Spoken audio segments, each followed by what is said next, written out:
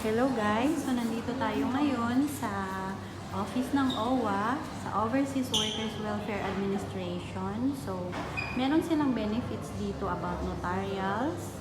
Pwede ka rin makakuha ng NBI, passport at civil registry. So, it depends sa anong floor mo i-avail tong mga to. Naka-indicate naman dyan. So, pagpasok mo dito, paglabas mo ng elevator sa may 18th floor, makikita mo yung ito na pangalan. Tapos meron din DMW o W Global Center.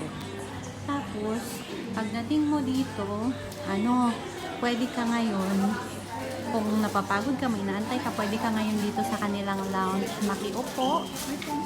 Tapos may free sila dito na coffee at biscuits. So, kita nyo naman, madaming mga Pilipino na mga OFW nandito ngayon. Isa na yung friend ko dyan. Kakatapos lang namin magkape. Ayan. Thank you sa OWA. Thank you sa benefits na ino-offer nyo sa bawat Pilipino na kahit kapos na sa budget, pwede ka pa rin magkape sa bandang dulo. So, sa lahat ng mga gusto mag-avail ng free coffee, free biscuits, at free stay, kahit ilang oras pwede dito. So, punta na kayo dito sa OWA. Bye-bye mga kaasoy ni Salu. Hantod sa sunod na pud natong mga asoy, as OFW. Bye-bye!